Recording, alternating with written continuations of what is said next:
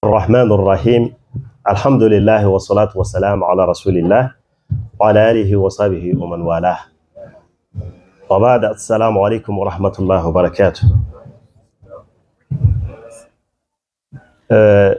Tout d'abord, avant de rentrer dans les vifs du sujet, je remercie les frères qui ont pris l'initiative d'organiser ce colloque. Nous demandons à Allah Azza wa Jal de les récompenser, Inch'Allah, qu'Allah met la baraka dans les actions qui mènent. Amin ya Rabbi. Tout d'abord, on doit se poser la question, comment on est arrivé là, dans notre société soninké, dans laquelle on trouve des gens qui attaquent l'islam ou qui insultent notre bien-aimé, le prophète Mohammed alayhi salam. Comment on est arrivé là? On doit se poser cette question-là.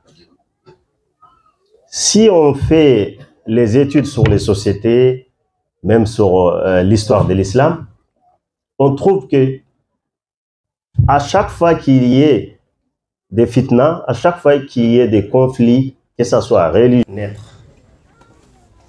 On a vu ou on a lu à l'époque d'Ali ibn Abi Talib, بعد معركة السفين ومعركة الجمل, suite à cette guerre, à l'époque d'Ali ibn Abi Talib, on a eu des idéologies qui sont nées.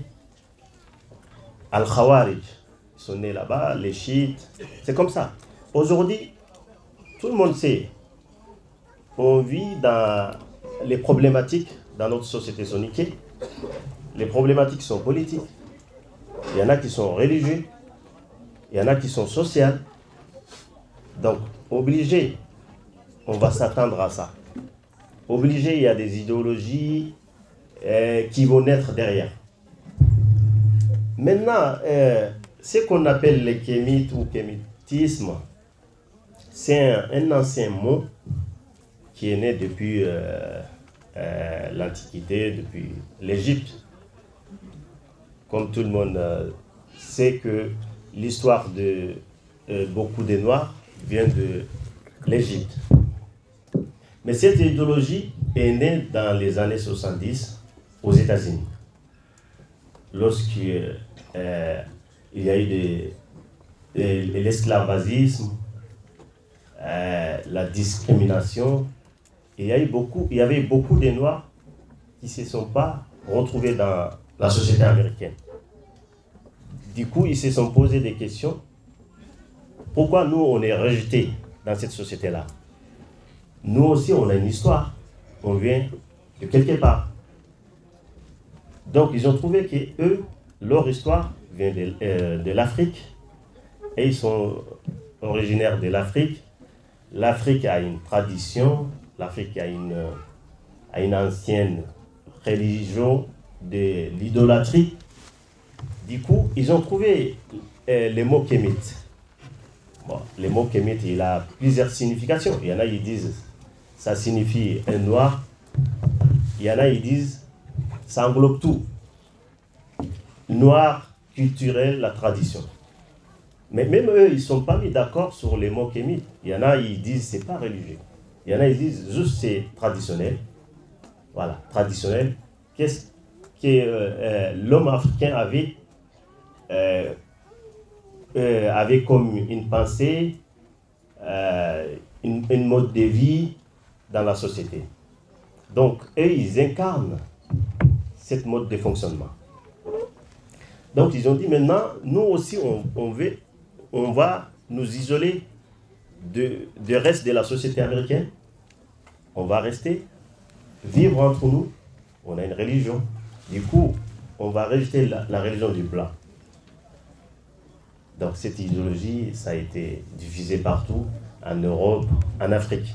Il y en a même, ils ont créé des associations, des ONG, pour essayer de transmettre cette idéologie. Donc les Soninké, ils font partie de ces mondes-là.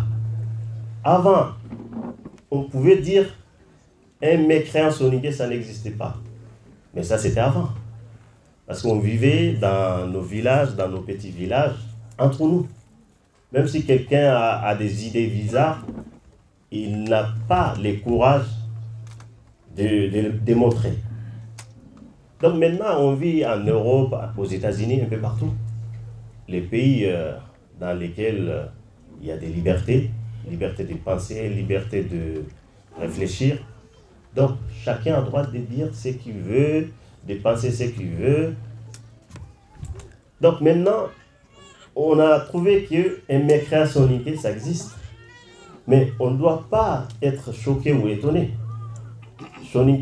Un soniqué, c'est un homme comme les autres. Hein. Même dans les pays arabes, on trouve des athées, on trouve des mécréants. C'est pas ça qui me dérange, moi. Parce que moi, je sais que tous les soniqués ne peuvent pas être musulmans. Ça, c'est sûr et certain. J'espère qu'on est d'accord sur ça. Mais c'est pas ça qui me dérange. Ce qui me dérange, ils essayent d'attaquer à l'islam ou ils essayent de manipuler les gens. Ils essayent d'insulter les hommes pieux. C'est ça qui me dérange. Donc nous, en tant que chercheurs, on doit être là pour défendre notre religion. On doit être là pour barrer les chemins idéologiques devant ces gens-là. Donc maintenant, ces gens-là, ils ont trois méthodes. La première méthode, c'est de insulter, diaboliser, diaboliser l'islam, diaboliser les imams, les chouyours. Comme ça, les gens, ils vont dire, ah, ces gens-là sont des diables, ces gens-là, ils ne sont pas honnêtes, ils sont comme ça. Les gens, ils vont leur tourner les dos. Deuxième méthode, c'est de se focaliser sur les champs scientifiques. Soi-disant, ils sont scientifiques, c'est prouvé scientifiquement que l'islam, ça n'existait pas avant. Alors que c'est faux. Au niveau scientifique, anthropologique, c'est prouvé que l'islam a existé dans le passé. Le prophète Mohammed a existé. Même chez les Chinois, c'est connu. En Europe, un peu partout. Troisième méthode, c'est quoi? C'est d'appeler au panafricanisme. De dire, nous, on est des Noirs, on va défendre que les intérêts des Noirs, les intérêts des Africains. On défend que ça. Il y en a, ils vont se retrouver dans ces trois choses-là. Il y en a, soit ils se retrouvent dans le panafricanisme ou dans le champ scientifique, ou de dire la religion musulmane, c'est pour les Arabes. Nous, on n'a rien à voir dedans. Moi, je vis même nos frères et nos sœurs qui sont nés ici en France. Ils se sont convertis dans cet nouveau athéisme parce qu'ils ont lu des livres qui attaquent l'islam. Ça, ce n'est pas objectif. Tu ne peux pas lire un seul livre, ensuite, tu prends une position. Ça, ce n'est pas juste. Même au niveau scientifique, ça, ce n'est pas honnête du tout. Pour être juste, tu lis ici, tu lis là. Les deux côtés. Après, tu prends une position en argumentant. Mais malheureusement, ce n'est pas comme ça.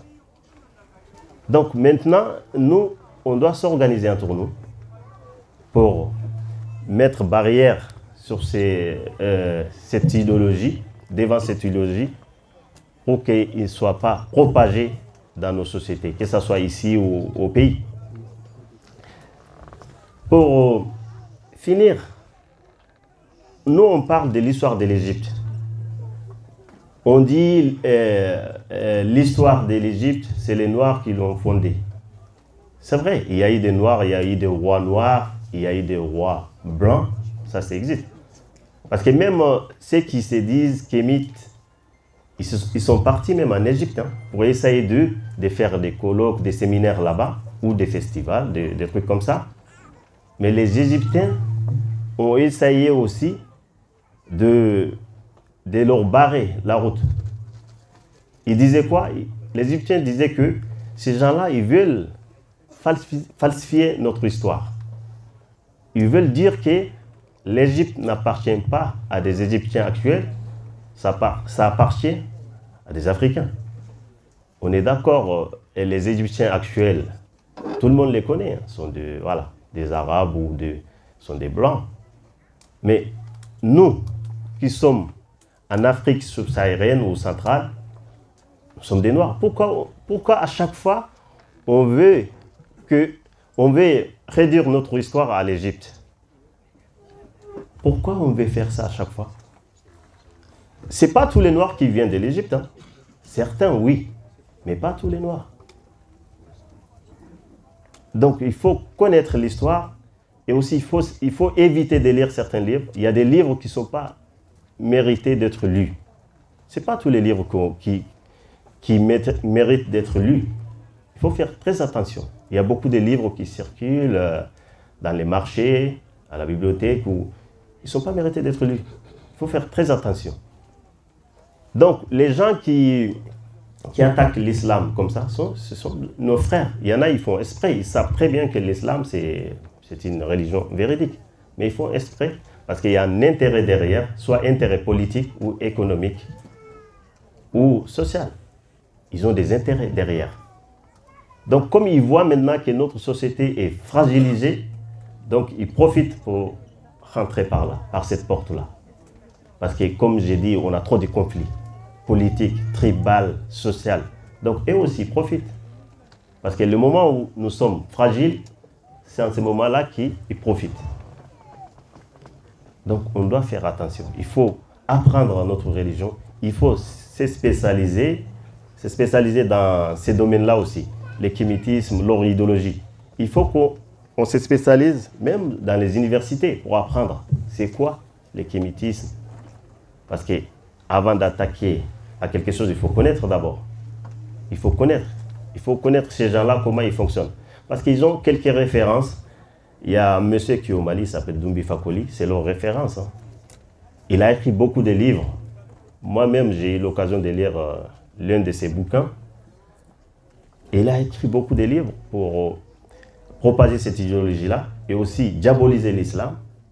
Ils ont d'autres références comme Cheikh Anta Diop. Mais Cheikh Anta Diop, il n'a pas incarné l'échémitisme comme une religion. Il n'a jamais fait ça.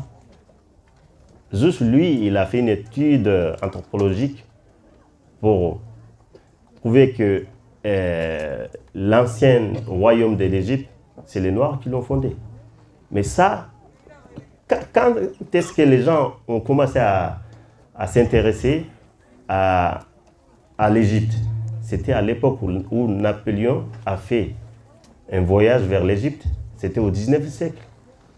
Mais qui nous a aidés à apprendre la langue ancienne de l'Égypte?